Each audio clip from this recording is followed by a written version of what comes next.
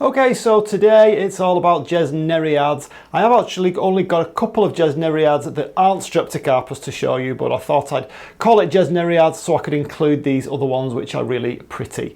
So just as I start to film, as per usual, the drilling has started outside in the road, only to be expected anyway. I believe that's called sod's law. So I've got some absolutely gorgeous streptocarpus to show you today, some wonderful blooms. They're looking better than ever at this particular time of the year. So let's jump in. And we are in. So we won't be in this side for very long. I just want to show you the Gesneriads.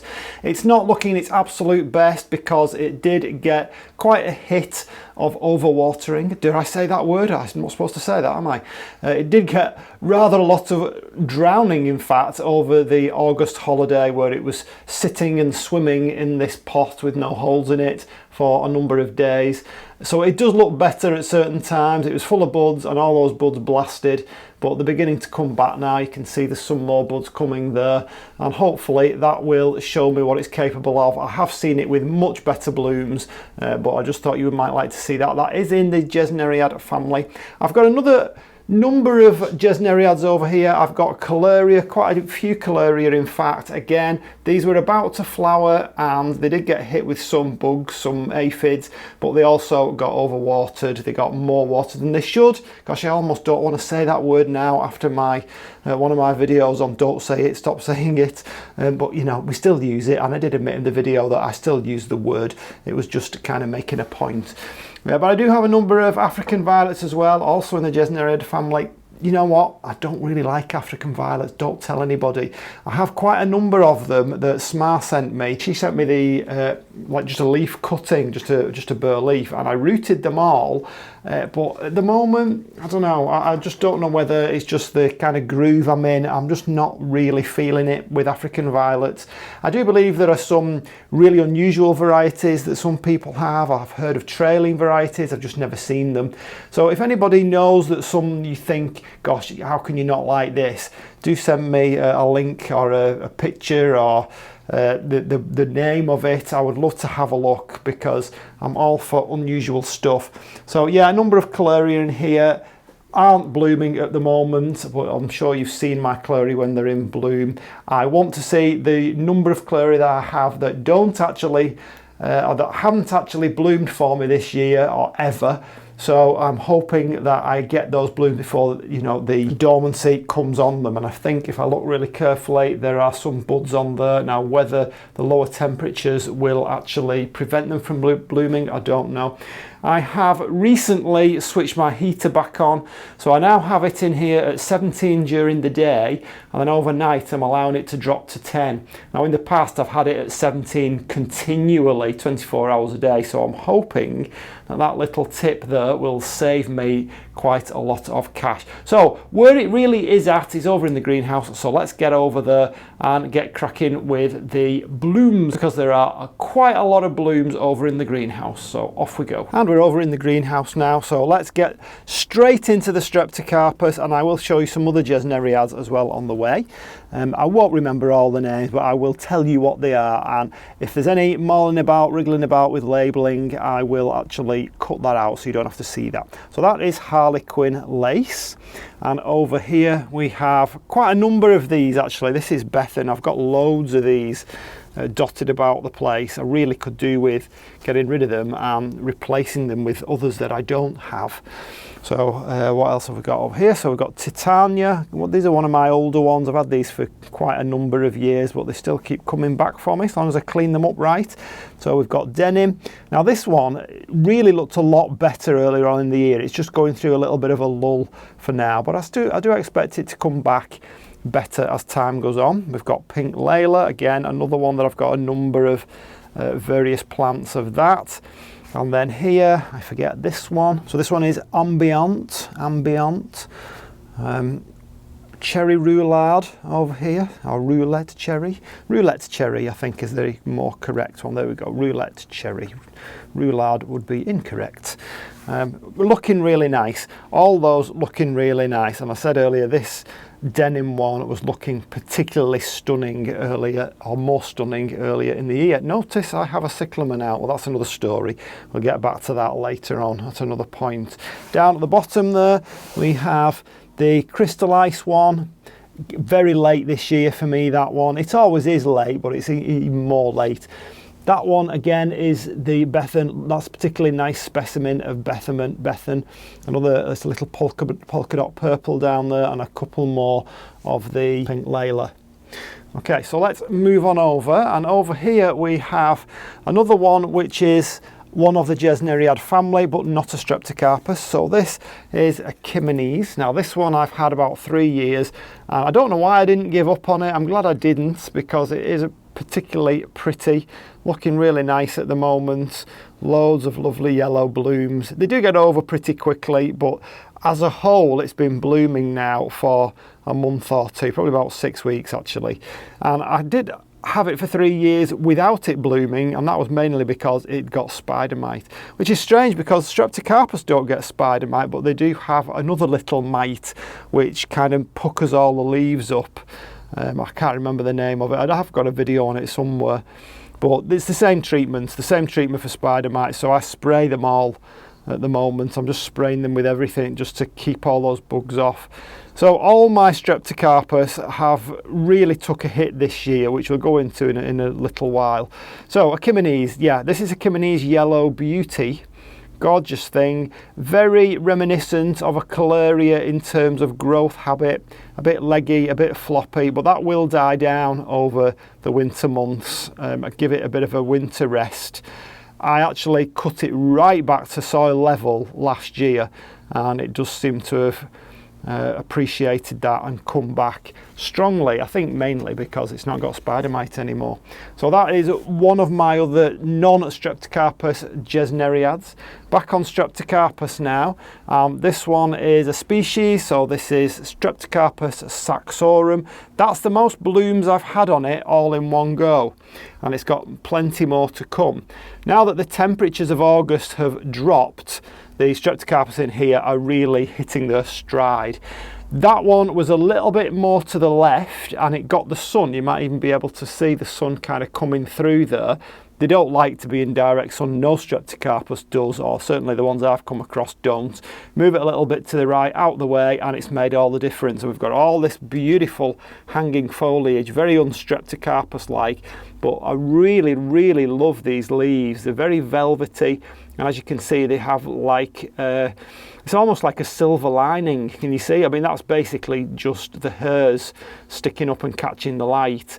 But when you get the multiple blooms like that, it does look really, really nice. Gorgeous thing. We've got Titania again over here. We've got Katie in the middle, and then another Bethan. I didn't realise how many Bethans I've got. So moving on over, okay, we have a bunch of fairly new Streptocarpus over here. Only had them a couple of years, 2 or 3 years. So next to the Chimenes down here, we've got Falling Stars. The blooms on their own, I don't think that spectacular, but it's just the sheer numbers that you get that make that one look particularly nice. We've got Kalahari, everybody's favourite. And then next to that, we've got Aramis. This is a DS variety, DS Aramis. So we were talking about pests, weren't we? So these particular Streptocarpus have had aphids this year. They've had temperatures that have been too high. They really like lots of light, but they don't want to be in direct sunlight. In my particular case anyway, I should say, they like lots of light. Some people swear by putting them in shade. I don't, simply because my experience has shown me that in my particular environment, that's not what they like. Whether my highlight is somebody else's shade, that's open to debate, isn't it? And that's perfectly possible. But my deep shade is just way too deep for them. They don't want it, they don't like it, and the ones that I shove under the bench tend to be later in blooming. So they've had the pests to cope with, they've had aphids. Aphids tend to come on the blooms rather than the leaves. They've had slugs. Slugs just munch away at the flowers. They don't touch the leaves, fortunately. In fact, they don't really munch away at the flowers that much. You might just see the odd little bit where they've had a taste of it and thought, oh, don't really like that. But you will see slime trails over them, but they don't really seem to cause much damage. Anyway, let's get on with the tour. So this one here is Indie. That's a lovely, beautiful one. Lots and lots of different colours on that one. Very similar, but not identical to this one over here. Beautiful yellow one, this one. So this one is Motyl, M-O-T-Y-L. Gorgeous thing. Really love the splash of red and pink in the middle there and the lines. Just take you back to this one just to see that it is similar. I'd say different proportions. It's the same colours, just different proportions in different places for the Indie one. Okay, we've got the crystal ice there. That's only just coming for me now. Always late, that one. All my streptocarpus have been late this year, mainly because I had the temperatures really low at the beginning of the year. If you remember the previous year, I actually had the temperatures quite high, like minimum 12 degrees all through winter, and that really does make a difference. You can practically get, 10, 11 months of streptocarpus blooms if you keep your temperatures only at a minimum of 12 degrees Celsius.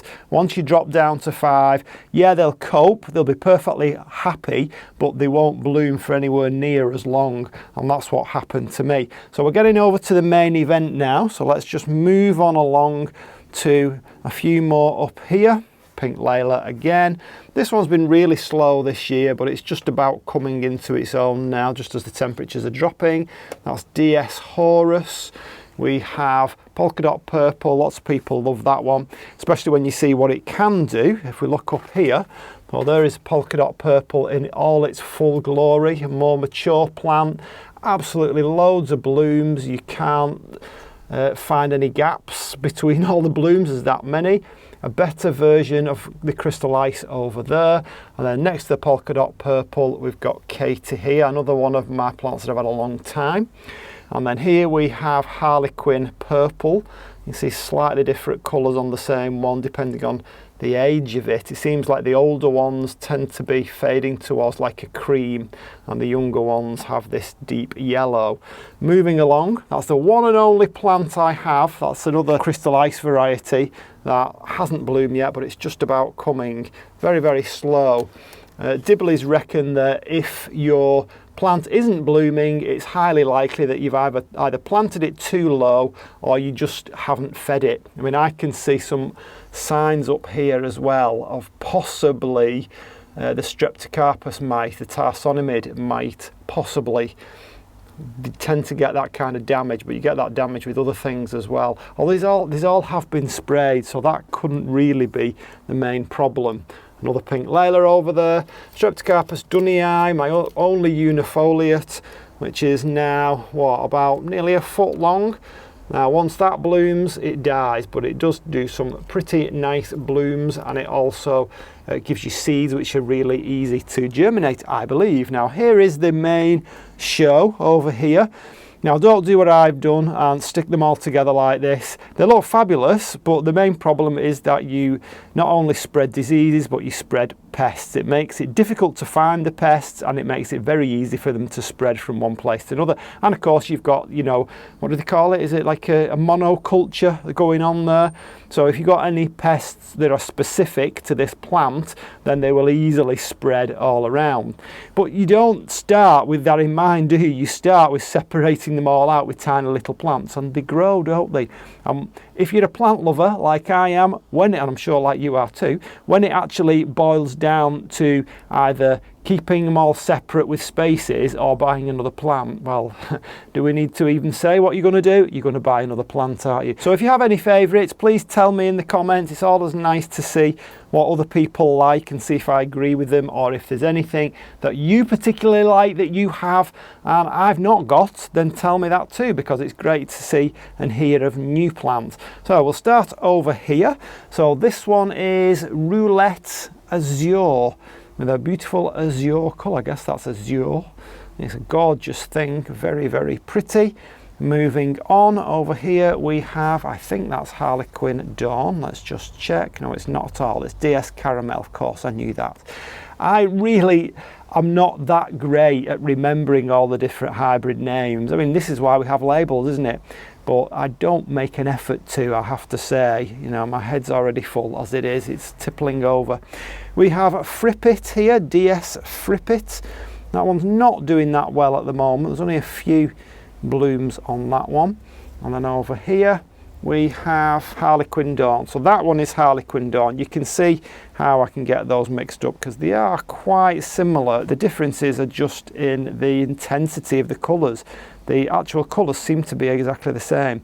Maybe a pink and a yellow as opposed to more of a deeper, maybe a purple or a dark pink and a yellow. I don't know if this one actually has a name or not yet. This is Streptocarpus DS1126.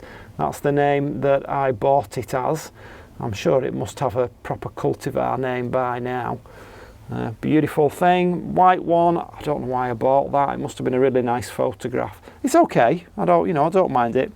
Another Harlequin one here. These actually feel like they need a water. They're quite floppy. Harlequin Lace. Moving on, one of my favourites here. So this one is Leah, L-E-A-H. What I like about this one is the deep, I suppose you could call it burgundy, maybe? Deep burgundy colour, but it's that little white edging. I really love the edging on that. Gorgeous thing. Everybody loves DS chocolate, hot chocolate I should say. Oh no, anything with chocolate in it, it's got to be getting my vote, definitely. You can just see some faint traces of slug slime on that one, and you can see it on the leaf down there as well, but it doesn't appear that there is any damage to it. So that's hot chocolate, looking fabulous. Another one, Titania over there, Katie in the corner, Bethan again. Over here we've got Harlequin Lace. This is an award winner and it did look absolutely brilliant, but it's just going through a moment of not so many blooms. You tend to find that you'll go and cut a load off and then it'll be quiet for a few days, and then before you know it there's a million buds popping up and it's back to, back into full bloom again. What else have we got? Hot chocolate here, not hot chocolate, I beg your pardon, Texas hot chili. I knew there was hot in it somewhere. That's really come good for me, and that's mixed up here with one that's very similar, and I think I can see some aphids on this one as well. This one is Cariad, C-A-R-A-I-D. It's very similar to the Texas hot chili, kind of. Love this one. So this one is Popcorn. I think it's a DS variety, DS Popcorn. So, I mean, you can look these up and find out for yourself. I mean, that does really remind you of popcorn, doesn't it? It's all the ruffled petals, and I don't think I've got many with this amount of ruffle in the petals. Absolutely beautiful thing, and I expect that will be people's favourite as well. So I don't think, looking at this gorgeous display here, that there's any that's not actually in bloom at the moment. So you can see why I really love these plants. There is so much variety.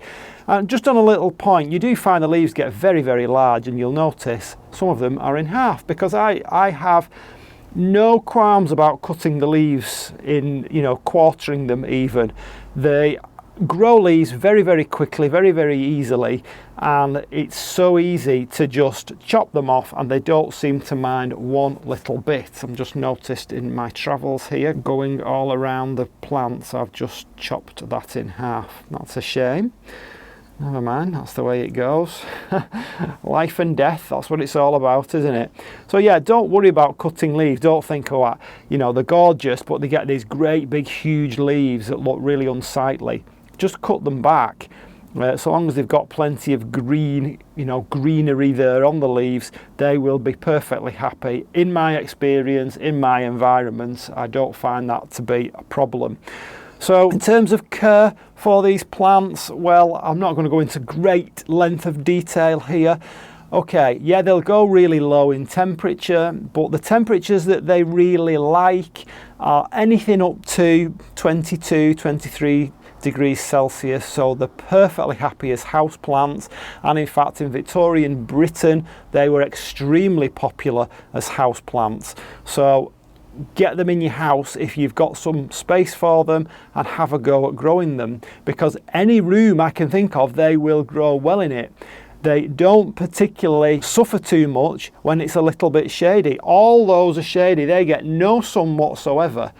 So it's not going to be too much of a problem. It'll just mean that they're a little bit slower in coming into bloom. But once they do come into bloom, they can last months and months and months and months, unless your temperatures start to really drop.